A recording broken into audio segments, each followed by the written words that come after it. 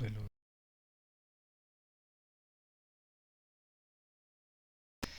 Los droppers son utilizados para camuflar el malware. Consiste en uno o más tipos de características de malware que pueden hacer indetectable ante un antivirus. Por ejemplo, Emonet y Dridex son algunos droppers famosos utilizados por atacantes para desplegar malware en los objetivos. Por otra parte, un downloader es un programa que puede utilizarse para descargar el malware. El downloader no lleva consigo el malware, esto es algo importante, así como el dropper. Generalmente cuando un usuario va a infectarse o se produce un ataque para descargar el malware, el usuario, la víctima, lo primero que descarga o lo primero que ejecuta es el downloader. Así que entonces eh, hay la posibilidad de que el downloader no sea detectado como un software malicioso, sino como un software inofensivo. Usualmente esto se descarga de aplicativos, um, de páginas web que ofrecen aplicativos gratis o trials o los famosos cracks. ¿Sí? También es usual que cuando uno busca un software que al parecer es muy difícil de conseguir, una versión pirata, lo primero que ofrece las páginas web es que se instale un descargador, un downloader. Paradójicamente lo que se está descargando no es el software, sino el virus por el cual va a ser infectado. Eh, Godzilla Downloader, Trojan Downloader son algunos ampliamente utilizados. Por otra parte, el wrapper atan los troyanos, vinculan el código malicioso a parte del código de un aplicativo normal. Lo que se hace en este caso es tener un aplicativo como el calc.exe o el puri.exe atado a una parte de un código malicioso. Entonces, cuando el usuario ejecuta el código malicioso, el exe, el supuesto aplicativo eh, contaminado, se instala el troyano y luego se ejecuta la aplicación genuina.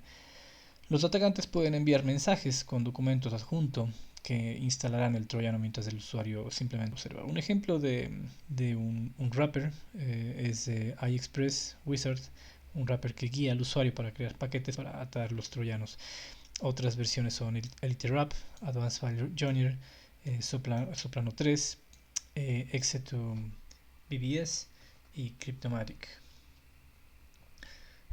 Bueno, de hecho, otro ejemplo de un wrapper es si ustedes, por ejemplo, utilizan MSF Venom, um, también tienen la opción de tomar como base un calc, un calc.exe, un puri.exe o algún aplicativo.exe y generar el payload y atarlo al final del,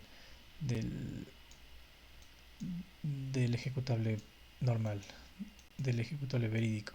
Esto lo pueden probar con MSF Venom. De hecho, eh, parte de este taller incluye una práctica muy, muy rápida de cómo generar código malicioso sobre un aplicativo como calc.exe. Los crypters, por otra parte, es software que encripta el código binario original. Los atacantes utilizan crypters para ocultar los virus y obviamente como el software estaría encriptado no es posible detectarlo, no es posible que sea detectado por un antivirus. Algunas opciones de crypters son BitCrypter, Bytes Cryptor, Aegis Crypter, Hidden Site Crypter, Battleship Crypter, Heavens Crypter y Cypress. Bueno, bueno eh, como, como recomendación o bueno, como dato adicional, eh, parte o muchos de este software que yo les estoy indicando, ustedes lo pueden descargar de la página web um, connect-trojan.net.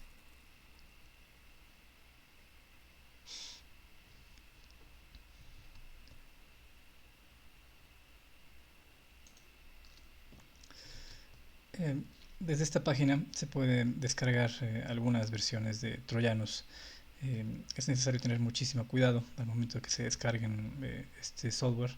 Recuerden que a la final lo que están descargando es un potencial virus, ¿no? Eh, lo mejor es que si se descargan esta información, eh, lo hagan en una página, en una máquina virtual que no esté o al menos que esté en una red aislada, que no tenga información sensible, y tal vez en lo posible desconectada totalmente del internet. Bueno, a ver, para descargar el software obviamente van a necesitar en internet, pero para ponerlo a prueba al momento que lo ejecuten, lo mejor es que la computadora esté totalmente desconectada de la red. La propagación y ejecución de troyanos. Bueno, esto, como les había comentado, la vía más común es mediante correos electrónicos, mediante proxies, uso de proxies y el uso de USBs contaminadas. Pero también algo que muchos ignoran y a veces descuidan es la capacidad que tienen las páginas web para contaminar un host. Este método se denomina el drive-by. ¿Por qué? Porque no es necesario siquiera descargar o instalar nada, solamente es necesario visitar una página web que está comprometida, y pueden existir los algoritmos pixels o códigos pixels que solamente al ejecutarlo o mostrarlo en pantalla se ejecuta una parte del código puesto embebido en un pixel con métodos de esteganografía. También es posible que la página tenga AdWords, es decir, malware contenido en las publicidades que salen como pop-ups. Eh, entonces el usuario es tentado a dar clic en aceptar o cerrar, o etcétera, y lo que está haciendo al final es infectar su computador. Mediante correo electrónico, entonces el atacante crea un servidor, luego envía el correo mediante métodos de ingeniería social. El resultado es que el dispositivo establece una conexión reversa con el computador o con el servidor del atacante. Los métodos de plugins o drive-by, como les comentaba, fue un método muy utilizado en un malware, el CryptoWall 3.0, que lo que hacía era infectar el computador, borrar información, también capturar datos a manera de keyloggers, pero era una forma de contaminación del computador bastante curiosa. No necesitaba la instalación ni la ejecución de un exe. Mediante la propagación de USBs, como les habíamos comentado. Pero aquí hay algo muy interesante. Existen dispositivos que simulan ser USBs, por ejemplo los Rubber Ducky, que son aparatitos algo similares a estos. Es un dispositivo que se lo encuentra en Amazon. Lo que hace este Rubber Ducky, no es más que un dispositivo USB, pero que en lugar de tener una memoria de almacenamiento para almacenamiento de archivos, lo que tiene es un slot muy pequeñito para guardar instrucciones de teclado eh, en una micro SIM. Estas instrucciones de teclado que están escritos por decirlo, en un código de periférico de teclado, que es un código muy simple como el que vemos a continuación. Por ejemplo, los comandos delay, GUI, representa la tecla de Windows. Si ustedes hacen un GUI, la tecla de Windows D, lo que hace es mostrarles el escritorio. Tecla de Windows R es activar o ejecutar la ventana de ejecución de tareas. Como ustedes pueden ver, string es escribir un texto en la consola. En pocas palabras, lo que guarda esta micro SIM son instrucciones muy rápidas para el teclado, muy exclusivas para el teclado. Y lo que hace la USB al momento de ser conectada es que envía las instrucciones como si estuviera simulando un teclado. Entonces ustedes, la víctima podría ver una secuencia de caracteres, una secuencia de actividad que se hace, pero en muy alta velocidad. ¿Qué es la consecuencia? ¿Cuál es el asunto de utilizar un rubber ducky. Bueno, pues los rubber ducky pueden hacer llamadas con PowerShell, al menos si es que estamos atacando a un usuario que tiene permisos de administrador. Se puede invocar a la consola de PowerShell y la PowerShell ejecuta comandos muy sofisticados para, por ejemplo, conectarse a un servidor remoto. En este caso se puede hacer una prueba conectando en la misma red un Raspberry Pi. Un Raspberry Pi como este, por ejemplo, una pequeña tarjeta de procesamiento que tiene procesador HDMI, interfaz de red, interfaces USB, um, slots para conectar obviamente memorias flash, dispositivos, etcétera. Y este pequeño aparatito puede tener instalado aquí adentro una versión de Kali exclusiva para el Raspberry Pi. Aquí en este aparatito se puede eh, almacenar o se puede configurar un servidor web, y el servidor web puede tener un servidor, un archivo denominado Mimikatz. El Mimikatz es un malware que, al ser ejecutado, puede extraer toda la información de contraseñas de la máquina que estamos atacando. Es interesante porque la invocación del Mimikatz mediante comandos de PowerShell no implica guardarlo en disco, no implica ejecutarlo ni instalarlo, simplemente se le puede ejecutar remotamente haciendo uso de un script PHP. Esto que implica que el virus o el Mimikatz no va a ser ejecutado en disco, sino es ejecutado exclusivamente en memoria RAM, no va a ser guardado, no va a ser instalado, por lo tanto es mucho más difícil que sea detectado por un antivirus, ya que no va a estar ocupando espacio en disco ni va a ser ejecutado en disco duro.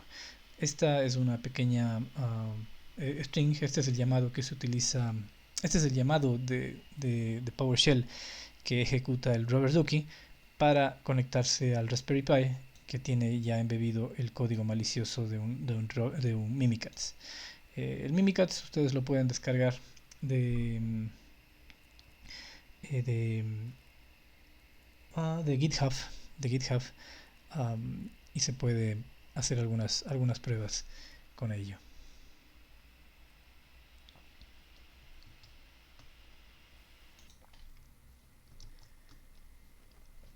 Con respecto a los virus y a los worms, bueno, hay, hay cierta diferencia entre este tipo de malware con los troyanos. En primer lugar, los virus son programas que se autorreplican y se reproducen y producen una copia de sí mismos, adjuntándose a otros programas, documentos o incluso al sector de arranque del computador. De igual forma, son transmitidos a través de archivos descargados, correo electrónico, USBs, etc.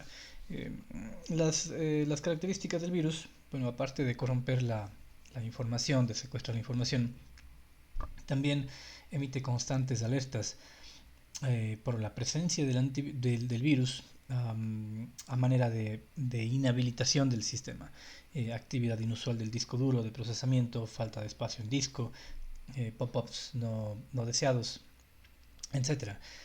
El ciclo de vida de un virus nosotros lo podemos categorizar en 5 partes. El diseño, que es el desarrollo del código mediante el uso de rootkits o lenguajes de programación como Python, Perl, etc. La replicación. El virus se replica periódicamente en la red interna de la víctima y genera copias de sí mismo. Es por eso que una de las principales contramedidas que ya había mencionado antes es la segmentación de la red. La ejecución del virus. Esto es importante. El usuario tiene que ejecutar el virus. El virus no se ejecuta por sí solo. Tiene que haber un trigger o un disparador que obviamente tiene que ser realizado por el usuario a manera de engaño, ingeniería social o a veces voluntariamente cuando existe un insider threat. La incorporación. Los desarrolladores de software antivirus generan defensas contra el virus, es decir, generan firmas de reconocimiento de comportamiento o incluso por detección del hash para detectar este malware. Y finalmente la ejecución, que es la ejecución de rutina de daños, que los usuarios tienen que instalar las actualizaciones de virus, las actualizaciones de antivirus para eliminar la amenaza. Lo que podemos ver es el virus en acción. Por ejemplo, todos los virus atacan el sistema utilizando varios métodos.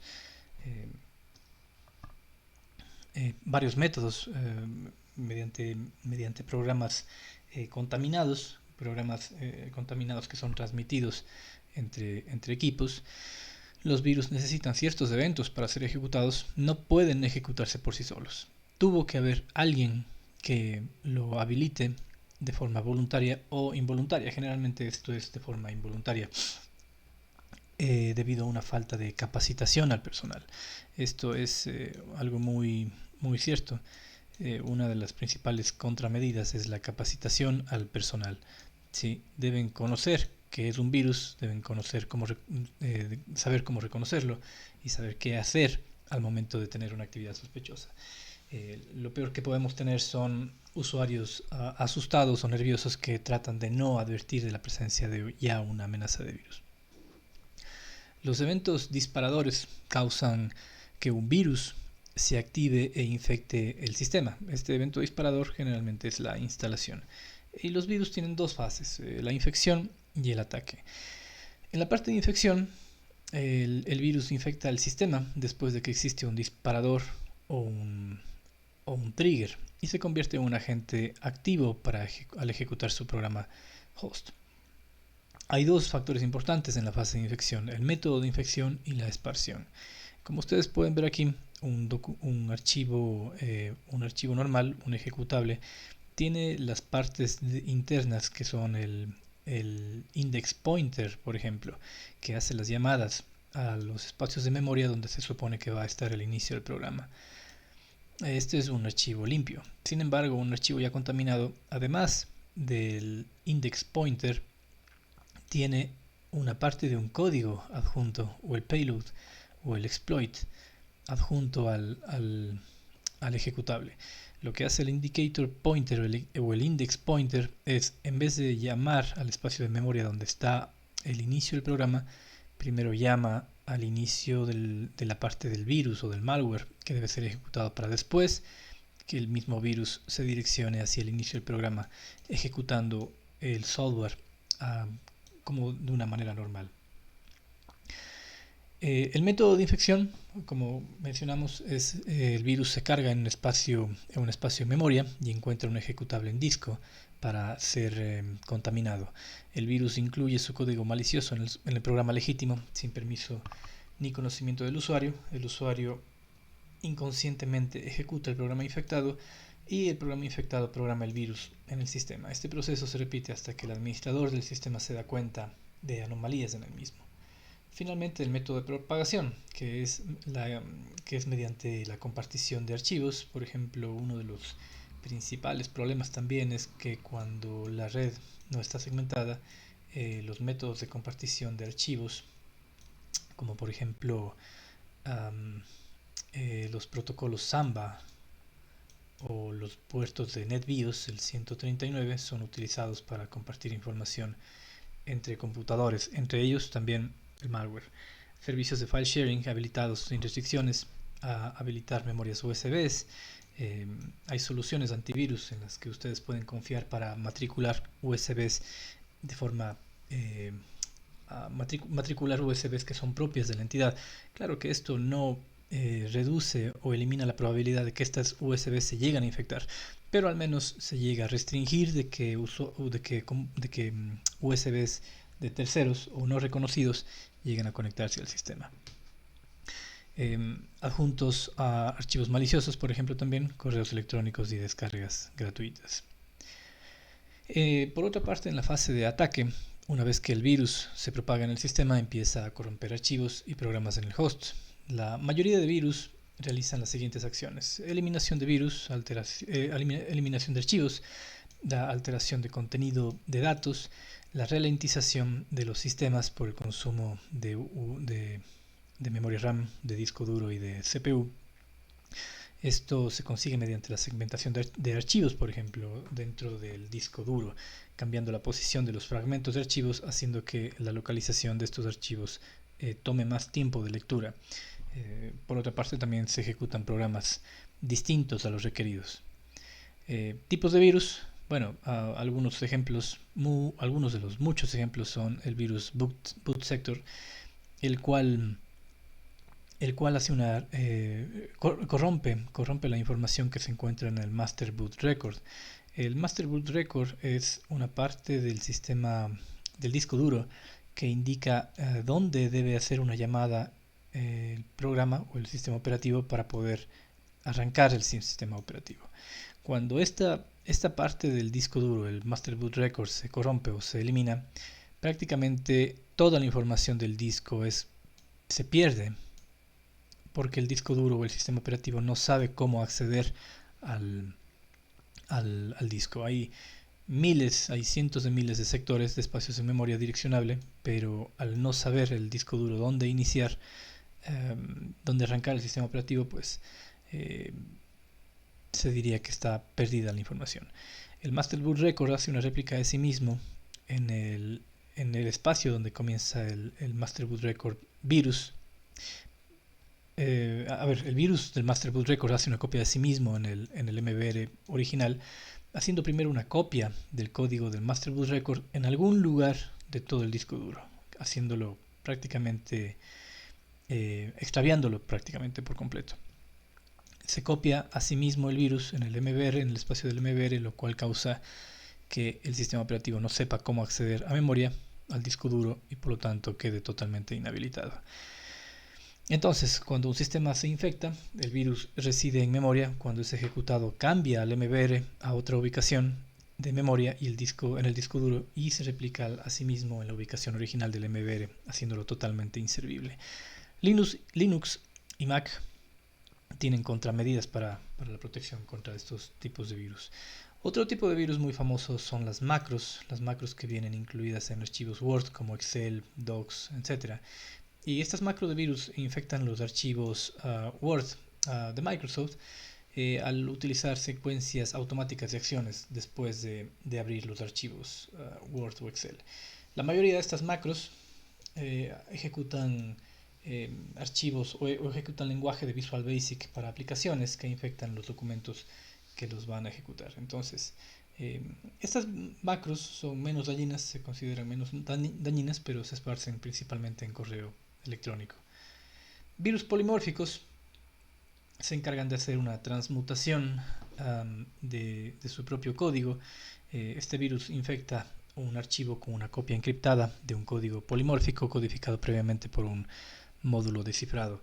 Los virus polimórficos modifican su propio código en cada replicación para evitar ser detectados. Esto se logra cambiando el módulo de cifrado y la secuencia de instrucción mediante el uso aleatorio de generadores de llave.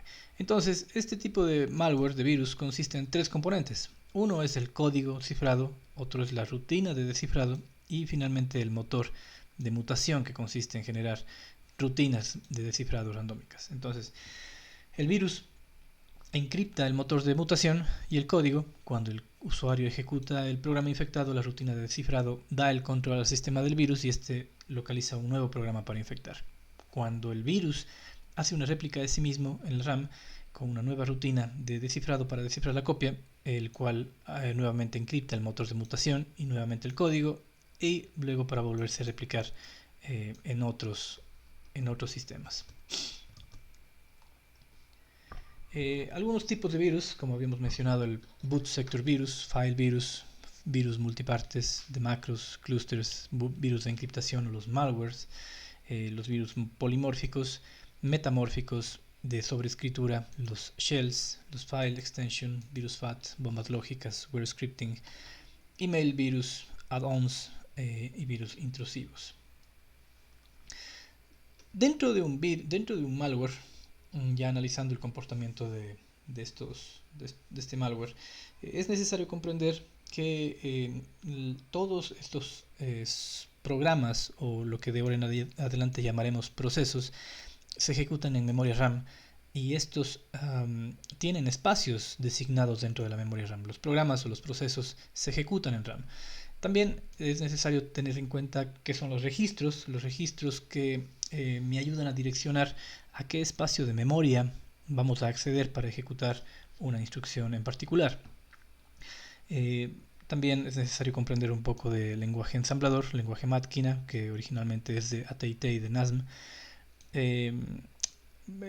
Sistemas operativos como Kali ya viene directamente instalado un debugger, que es el GNU Debugger, el GDB. GDB, que es un software que me permite analizar el código en lenguaje máquina de un programa o de un proceso que está siendo ejecutado en este momento. Por otra parte, para quienes tengan interés en conocer un poco más del desarrollo de malware, es necesario que desarrollen sus fortalezas en la programación de Python y Perl. Bueno, los procesadores x86 utilizan direccionamiento de espacio de memoria de 32 bits. Esto quiere decir que la longitud de direccionamiento, el bus de direccionamiento de memoria tiene una longitud de 32 bits para hacer referencia a un espacio en particular de memoria.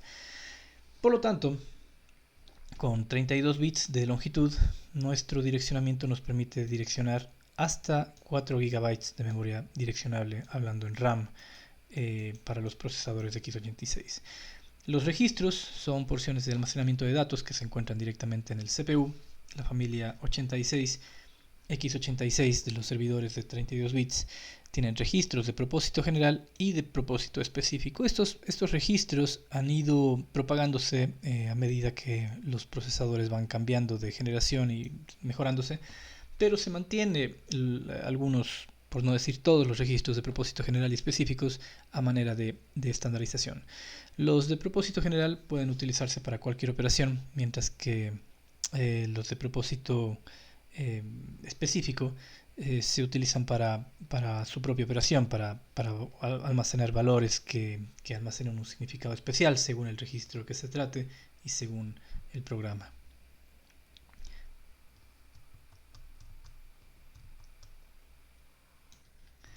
En este gráfico podemos apreciar la organización que tienen los registros de propósito general en los microprocesadores. Como habíamos indicado, los procesadores de 32 bits, los x86, utilizan direccionamiento de buses de direccionamiento de 32 bits de dirección para hacer referencia a un espacio de memoria. Esto nos da un total de un tamaño de 4 GB de direccionamiento de memoria RAM. Los registros muestran qué espacio de memoria va a ser direccionado, va a ser utilizado, y entre ellos podemos identificar los siguientes registros de propósito general y específicos. Por ejemplo, el EAX, el registro acumulador, es utilizado para las operaciones aritméticas. El registro base, el base registry, es utilizado como puntero hacia la data que utiliza el procesador, el proceso. El registro contador es utilizado para bucles, para cuando tenemos un proceso y este implementa un bucle. El DX es el registro de datos utilizado en operaciones aritméticas. El source index o el índice fuente es utilizado como un puntero a fuentes en operaciones. El destination index, el EDI, es utilizado como puntero al destino en operaciones. El base pointer es importantísimo, lo vamos a ver más adelante, es utilizado como un puntero a la base del stack. Hay que tener en cuenta una cosa, el espacio de memoria que se le asigna a nuestro proceso, a nuestro software, es como un recipiente, el cual tiene el nombre de pila o stack. ¿Sí? El stack o el arreglo el stack frame o el arreglo de pila está compuesto por cada uno de los espacios de memoria que está asignado para ser utilizado por nuestro software, por nuestro programa. El base pointer es el indicador de cuál es la base, cuál es el tope o el indicador espacio de memoria más bajo, por decirlo así, al cual podemos acceder, al cual nuestro software puede acceder. Por otra parte, el stack pointer o el SP apunta al tope del stack del frame actual, es decir, al tope al que podemos llegar, al máximo valor al que podemos llegar en la pila asignada. Por otra parte, el instruction pointer es la ubicación de referencia en donde actualmente nuestro software se encuentra trabajando. Es como un indicador, es como una página, es como un índice que hace referencia al lugar en donde está ejecutándose nuestro software. Entonces, cada proceso tiene acceso a su propio stack, a su propio frame stack, a su propia pila de memoria. De caso contrario, cada programa tendría que sobreescribirse de forma desordenada en el stack pointer en el stack frame de otros programas. El registro mantiene un track de los segmentos de memoria de cada proceso. Los offsets mantienen un track de la posición de cada proceso también en donde se almacenan los datos. Ahora, existen también procesos de memoria. El text section, que tiene instrucciones de programa sobre lectura, el .data o el .bss, utilizado para variables globales, el heap, que son las variables del programa dinámicamente ubicadas, y el stack, que son las llamadas a las funciones del programa. Esto lo podemos ubicar asimismo dentro de los procesos de nuestro programa. Este es un ejemplo de un programa muy pequeñito que podemos utilizarlo a referencia para hacer debugging con este pequeño script en C. El script en C, ustedes lo pueden replicar en su máquina de Kali. Lo único que se necesita es incluir estas librerías, el stdio, el string.h, que son librerías utilizadas para ejecutar este pequeño software.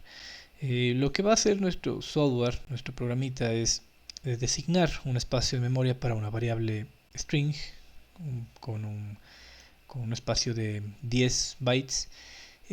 Vamos a asignar 10 caracteres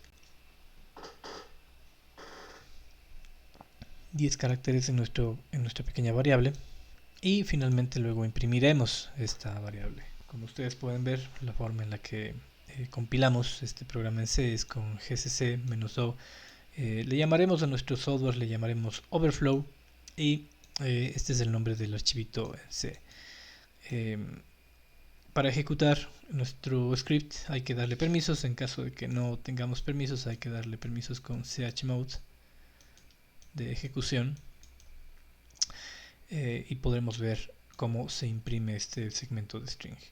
Ahora bien, podemos utilizar el GNU debugger propio de Kali.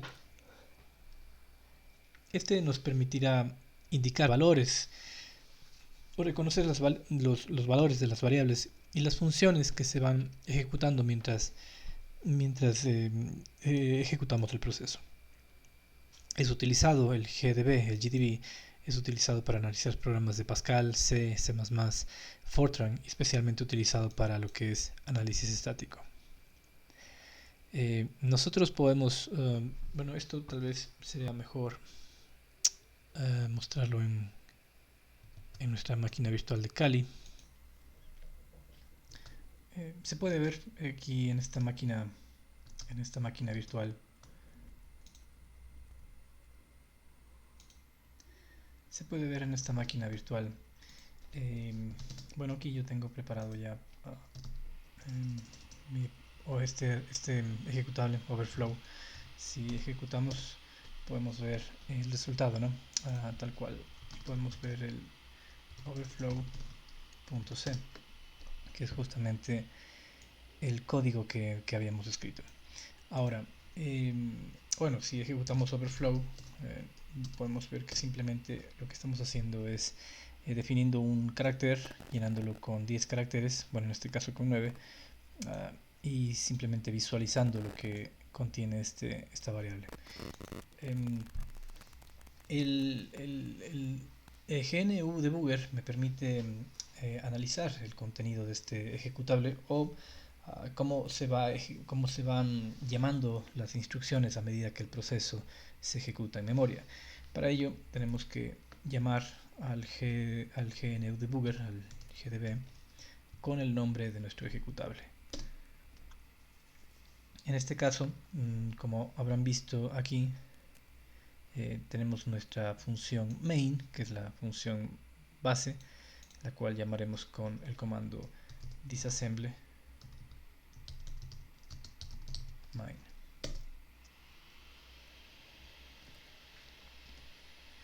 Bueno, ustedes pueden ver aquí las instrucciones. En este caso estamos haciendo referencia al base pointer, que es el punto de referencia donde inicia nuestro stack, nuestro frame de stack, nuestra pila de memoria. Para ello, después de identificarlo, el programa mueve esta ubicación de memoria a lo que se conocerá como el stack pointer, ¿sí? El base pointer al inicio del programa tendrá el mismo valor que el stack pointer, es decir, el punto de referencia donde iniciaremos nuestro programa. Al final, bueno, pues tendremos algunas instrucciones que la iremos viendo en el transcurso de este módulo. Esta función de retorno también es bastante importante, hay que tenerlo en cuenta y lo veremos más adelante.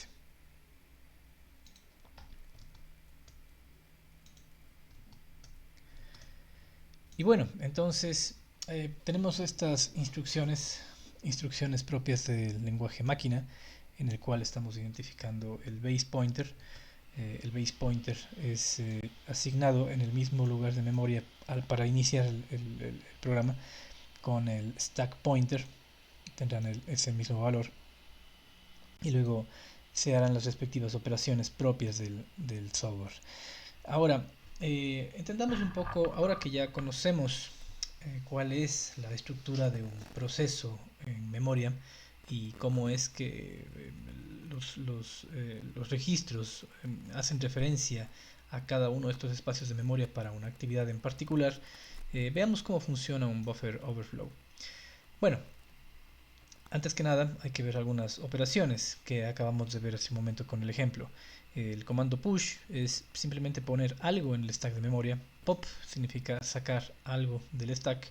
La organización de las pilas de memoria se rigen por el principio de FILO, que es el first in, last out, que es lo que gobierna la estructura de datos de este tipo de procesos. Cada proceso tiene su stack, cada proceso va a tener su pila de memoria asignado para la operativa. Cada función también tiene su conjunto de stack asignado dentro del stack frame, y los registros de stacks más importantes vamos a ver que son el base pointer, que es el responsable de guardar la posición del proceso en el stack. Es como la página de inicio, todo funciona desde la perspectiva del base pointer, y el stack pointer, que es el direccionamiento de tope del stack. ¿Sí? Entonces nosotros tendremos una parte que es la más baja, el espacio de direccionamiento más bajo, el stack pointer, y el base pointer, que será nuestro punto de ubicación, eh, para hacer referencia cada momento para movernos en el espacio de memoria. Cuando el código habla de que vamos a direccionarnos el base pointer más 2, está haciendo referencia de que hay que moverse 2 espacios de memoria. Es decir, bueno, esto significa una palabra.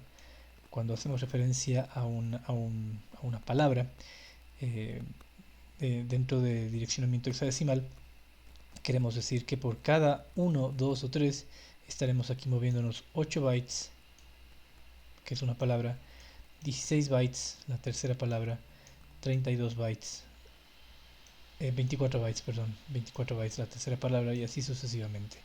En el ejemplo anterior vimos que el stack frame tenía el mismo valor del EBP que el base pointer. Eso quiere decir que todo está tomado en cuenta desde el punto más bajo del espacio de memoria al que ha sido asignado el programa. Tenemos un espacio de memoria que no está direccionado, que no está utilizado, o que tal vez estará utilizado por otros programas. Sin embargo, el base pointer y el stack pointer son los puntos de referencia para saber hasta dónde puedo llegar. Ahora bien, el base pointer, como habíamos mencionado, es la página de inicio, donde todo funciona desde la perspectiva del base pointer.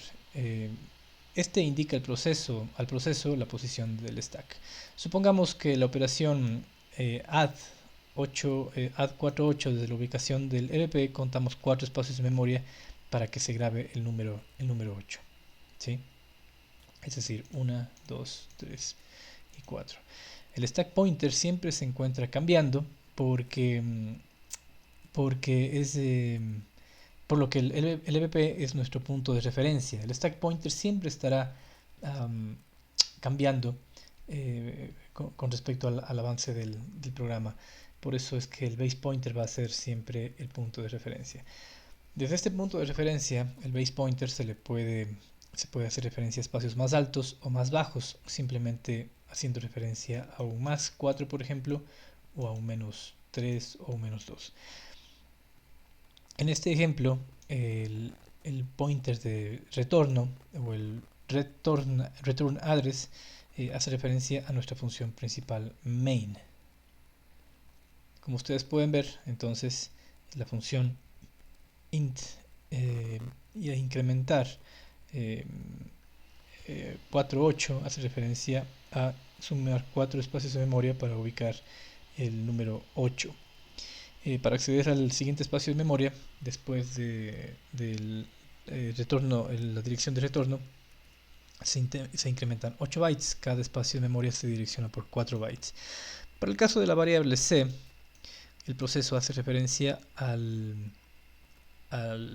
espacio de memoria anterior al base pointer, por lo que se sustrae 4 bytes, es decir, una palabra, para ubicar el carácter c o la variable c.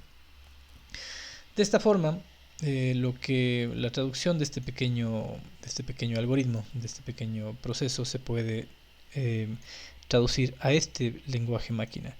La ubicación del EBP, copiar el stack pointer al base pointer, hacer las operaciones, ¿no? de incrementar incrementar las variables, la variable c y la variable 8, tal cual como lo habíamos mencionado hace un momento, sustrayendo e incrementando espacios de memoria según sea conveniente, según sea utilizado por el algoritmo. Ahora, ¿cómo funciona el buffer overflow? La forma es, por ejemplo, si nosotros tenemos este pequeño script que no varía nada de lo anterior, designamos una variable string de 5 bytes y asignamos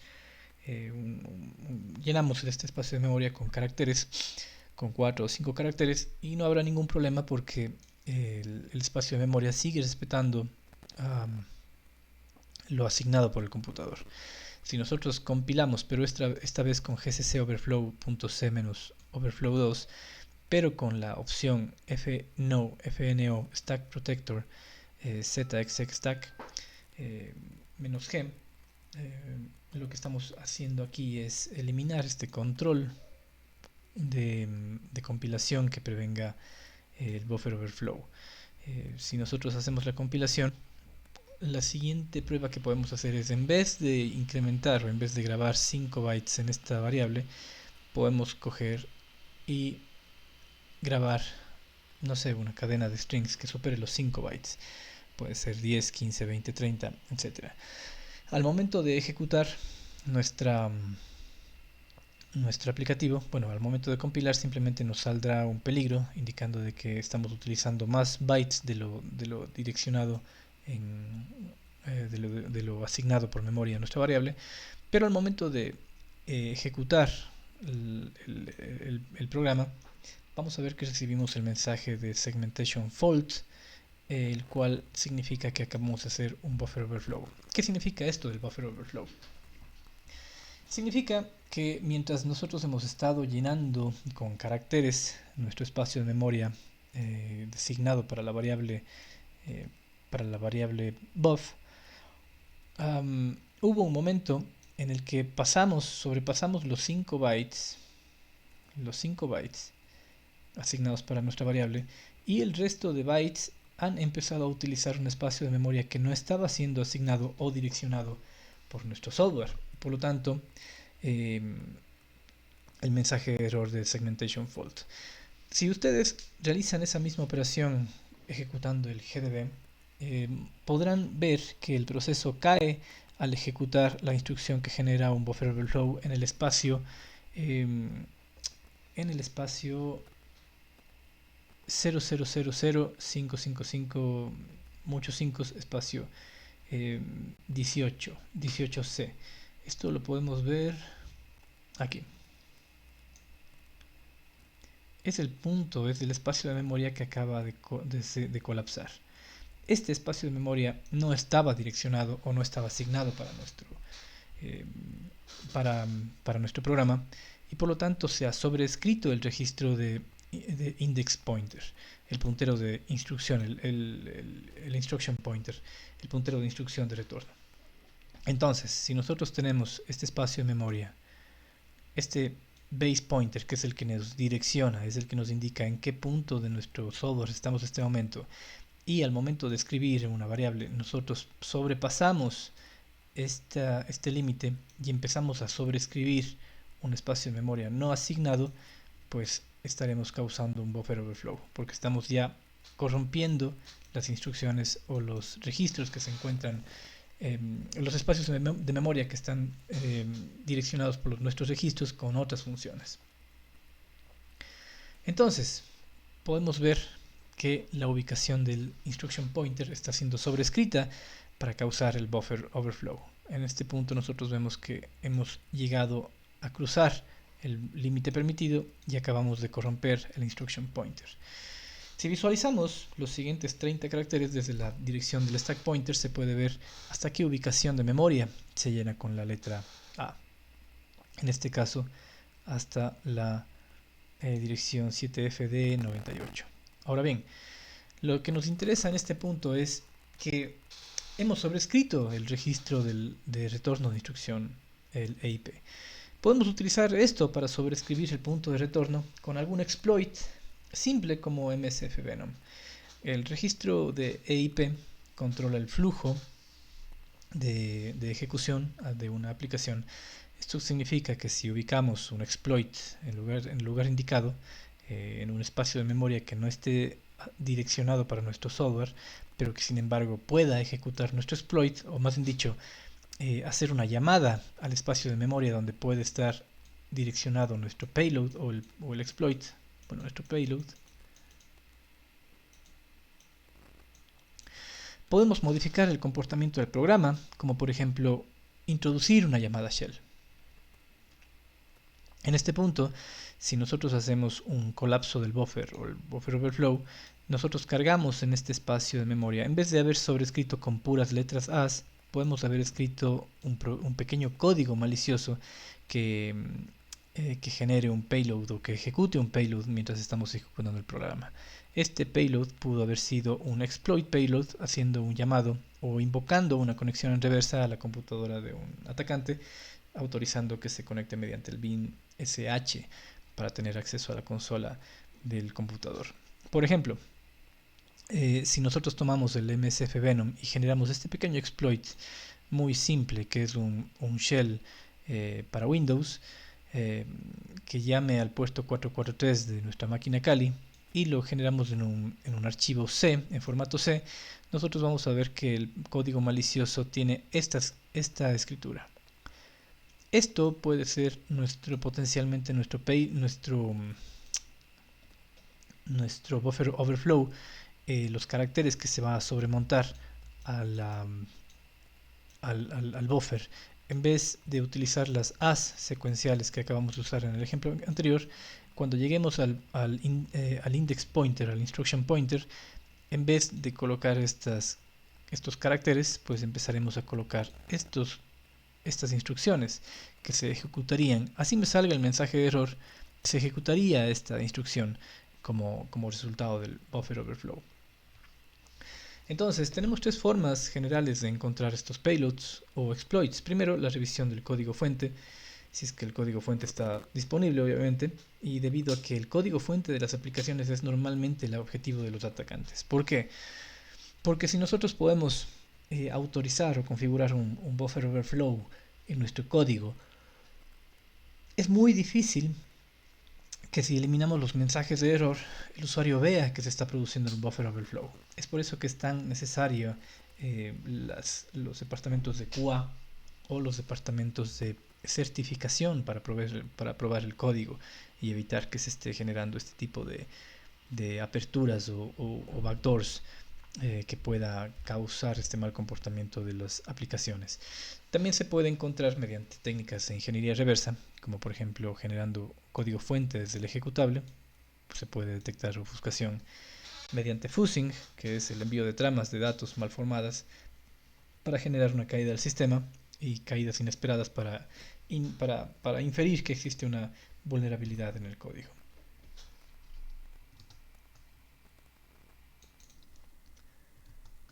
Por otro lado, los exploits, que también son una parte de malware, un segmento de un malware, tienen dos partes. Un método de distribución que saca provecho de un bug o de una vulnerabilidad. Como ya vimos, estas vulnerabilidades pueden ser analizadas en la base de datos exploit-db.com, de tal forma que sacan provecho de estas vulnerabilidades redireccionando una ejecución del programa a la parte del payload. Y la otra parte es el payload o el shellcode, que es un código que va a ser ejecutado y explotará el sistema. Generalmente este código, este shellcode, trata de levantar una conexión en reversa.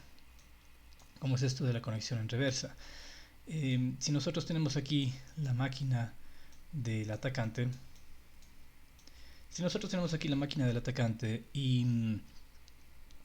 el atacante, mediante el uso de un exploit que va a explotar o va a atacar una vulnerabilidad, por ejemplo en el servicio del Samba o en el servicio de NetBIOS de Windows, lo que hará el exploit es lanzar un código malicioso que va a explotar. Generalmente cuando hablamos de explotar este tipo de puertos es mandar un código que va a ser sobrescrito o que va a causar un buffer overflow, como acabamos de ver hace un momento. Y este buffer overflow va a ejecutar un comando o un payload que lo que hace es establecer una conexión en reversa. La conexión en reversa es un método bastante efectivo para lograr el compromiso de un computador. Lo que trata de hacer aquí el computador, la víctima, es enviar una solicitud de comunicación a manera de cliente-servidor hacia el atacante. Si el atacante tiene abierto el puerto 80, este es un puerto que no va a ser filtrado por el firewall. Si tenemos aquí en medio un firewall, es un puerto que es comúnmente conocido, que es a veces inofensivo, lanzar solicitudes al puerto 80 o a veces incluso al 443. ¿Sí? No importa cuál, son puertos que generalmente están abiertos en los dispositivos, en los firewalls. Lo que hará esta solicitud de conexión en reversa es pedirle al propio atacante, mediante código, decirle establezcamos una conexión mediante NC, mediante Netcat, por ejemplo, en la cual yo te estoy autorizando o te envío como parámetro mi consola de administración. un bin bash.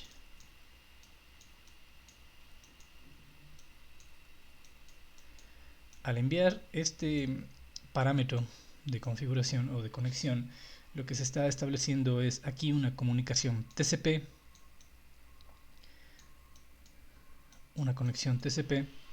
de intercambio de comandos, en este caso comandos de administración, teniendo así el levantamiento de una sesión bin bash con los privilegios que haya tenido el usuario. Si el usuario era root, pues estamos levantando una conexión de consola, un CMD, con privilegios de root desde el computador del atacante.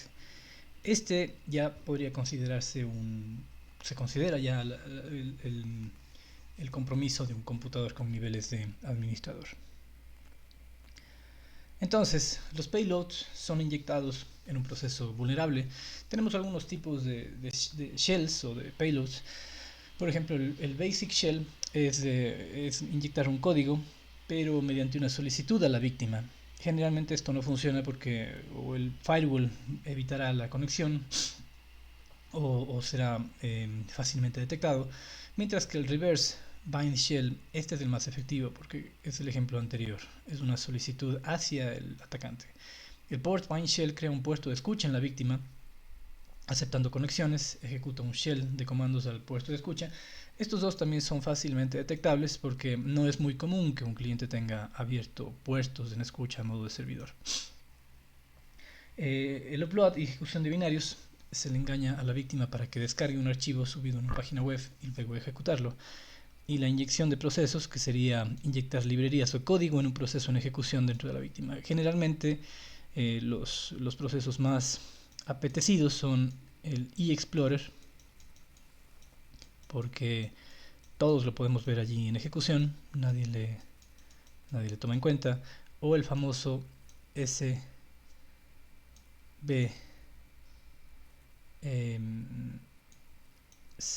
chost.exe.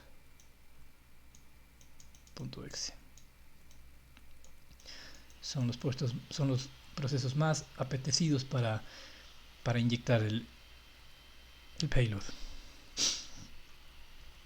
Como ustedes podrán ver en las prácticas adjuntas, lo que se hace en la máquina, en esta máquina del atacante, que es la máquina de Kali,